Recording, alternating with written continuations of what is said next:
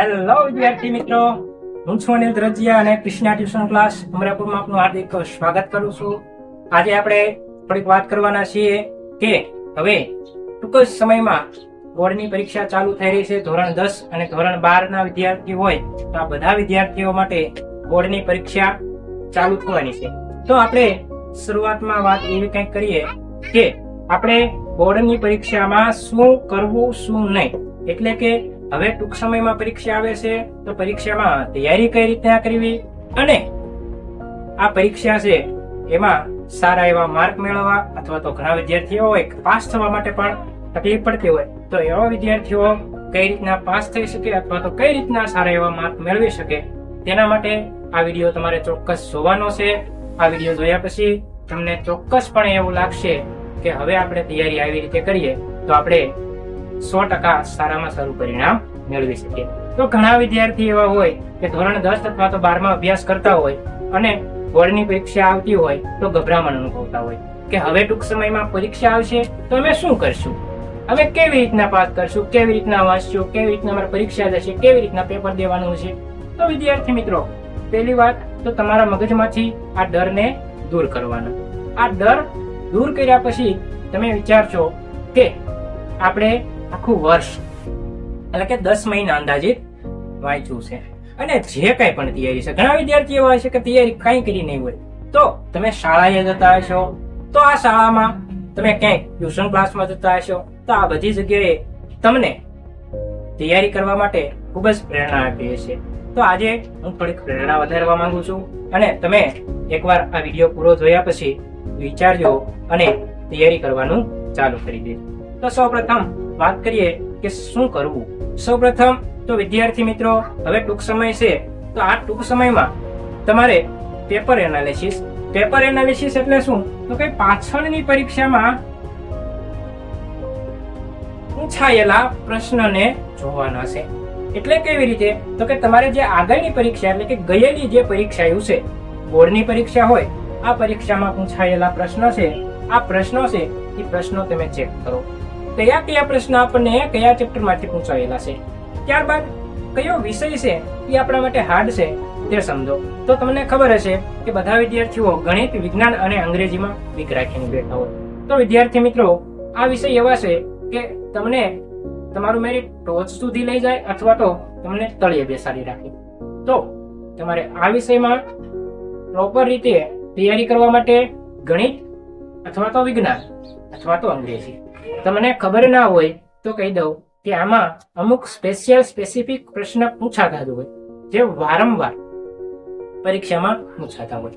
બીજું કે આમાં અઘરું હોય છે એવું બધાને લાગતું હોય, પરંતુ યાદ રાખજો કે કોઈ પણ પેપર હોય તો પેપરમાં છે એ પેપર સેટર સંપૂર્ણપણે આખું પેપર કોઈ દિવસ અઘરું કાઢતા નથી.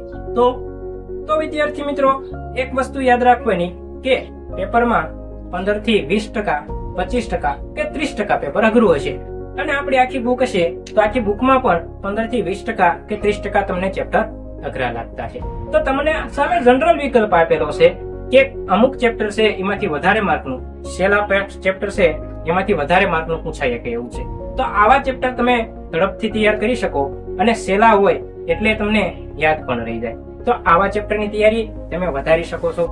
બોર્ડમાં કેવા પ્રશ્ન પૂછાણા છે એ પણ જોઈ શકો છો અને આગળના મોડેલ પેપર તમે ચેક કરો કે ભાઈ કેવી રીતના પ્રશ્ન પૂછાય છે. આ પ્રશ્ન કેવી રીતના પૂછાય છે એ પ્રશ્નને આધારિત તમે તૈયારી ચાલુ કરો. સવારે વાંચો, સાંજે વાંચો, ગમે ત્યારે તમને મજા આવે ત્યારે વાંચો. કોઈ એમ કે ભાઈ મોર્નિંગમાં વહેલા વાંચવું જોઈએ, કોઈ એમ કે સાંજના સમયે વાંચવું જોઈએ. તો મારું પ્રોપર એવું માનવું છે કે સારા પરિણામ માટે સવારે, સાંજે એ કોઈ વસ્તુ જવાબદાર નથી.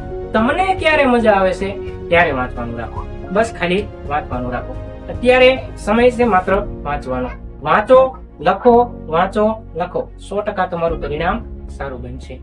ખાસ અમુક વિષય છે જે વિષયમાં તકલીફ પડતી હોય તો આપણે એના માટે પણ મહત્વના પ્રશ્નના એટલે કે મોસ્ટ આઈએમપી પ્રશ્ન અને આગળના વર્ષમાં પૂછાઈ ગયેલા પ્રશ્નો છે એવા પ્રશ્નો પણ તમારી સમક્ષ લાવીશું, જેના લીધે તમને છે એ ઝડપથી રિવિઝન કરવાનો સમય મળી જાય.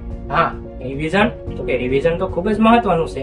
પરીક્ષામાં બીજું કાંઈ કરો કે ના કરો, પણ પહેલા તમે જેટલું વાંચો છો એટલું રિવિઝન ખાસ કરો.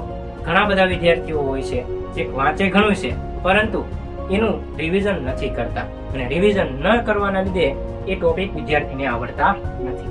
તો બને ત્યાં સુધી આવા ટોપિક છે એનું રિવિઝન કરો, જેથી તમને ઝડપથી યાદ રહી જાય. આમ તમે પરીક્ષામાં થોડીક કાળજીથી તૈયારી કરશો 100% પરિણામ મળશે. અને બીજી વાત કે આપણે છે અત્યારે તૈયારી કરવામાં જ માત્ર ફોકસ કરવાનું છે. ઘણા બધાના લગ્ન છે, મામાના, ફૂઈના, માસીના, કાકાના, જેના હોય એના. તમે અત્યારે આ સમયે તમારું પરીક્ષાનું પરિણામ સારું બનાવવા માટે છે એ તૈયારી કરો. કારણ કે એકવાર પરિણામ સારું હશે તો બધા તમારું સ્ટેટસ મૂકતા હશે. અત્યારે તમને ખબર છે કે મેરેજની સિઝન છે, અને જે વ્યક્તિના મેરેજ હોય એના ફોટા મૂકવામાં આવતા હોય. પ્રી વેડિંગ, પ્રી શૂટ કરી અને ફોટા મૂકે. 9 days to go, 7 days to go, 5 days to go. તો વિદ્યાર્થી મિત્રો, તમારા માટે પણ અત્યારે ટૂંક જ સમય છે, તો એવું વિચારી અને જેમ લગ્નની તૈયારી કરતા હોય એવી રીતે આ તમારા માટે મહત્વના સમયને આમાં તૈયારીમાં મૂકી દો. એક જ વાર તૈયારી કરવાની છે, બેસ્ટમાં બેસ્ટ રિઝલ્ટ આપવાનું છે. પરિણામ સફળ થશો તો તમારું છે એ ઓટોમેટિક નામ સારું થશે, તમારા માતા પિતાનું નામ સારું થશે, અને તમારા માતા પિતાને તમારા ઉપર ગર્વ થશે. શું વિદ્યાર્થી મિત્રો, આપણે છે ને અત્યારે તમે નાના છો, તમારા ઘરની કોઈ જવાબદારી નથી, તો આ ઘરની જવાબદારી ના હોય તો આપણે એટલું વિચારો કે આપણા માતા પિતાની જવાબદારી આપણે થોડીક લઈ શકીએ. એટલે કે અત્યારે સારા ટકા લાવી અને તમે તમારી જવાબદારી પૂર્ણ કરો. તમારી માથે જવાબદારી માત્ર એટલી જ છે કે તમે સારા પરિણામ સાથે ઉત્તીર્ણ બનો. બરોબર? તો બને એટલી વધારે મહેનત કરો, સફળ થાવ, અને સફળ થવા માટે જે કંઈ પણ તમારે પ્લાનિંગ કરવું પડે એ પ્લાનિંગ પ્રમાણે, ટાઈમ ટેબલ પ્રમાણે તૈયારી ચાલુ રાખો. આ ટૂંક સમયમાં બીજું કે ગભરાશો નહીં. પરીક્ષામાં જે થવાનું છે, રેગ્યુલર તમારી શાળામાં લેવાતી પરીક્ષા છે એ પ્રકારની જ પરીક્ષા બોર્ડની હોય છે. આ તો તમારી શાળામાં ને અન્ય શાળામાં હોય છે.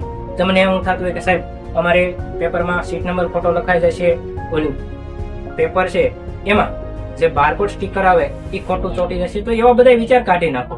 કારણ કે એ જવાબદારી તમારા ક્લાસના સુપરવાઇઝરની છે, તમારી નથી. તમારે તો માત્ર અત્યારે ફોકસ કરવાનું છે વાંચવામાં, વાંચવામાં અને વાંચવામાં. બરોબર? તો આટલી ખાસ કાળજી રાખવી. બરોબર? અને બને તો હજી મહેનત વધારો.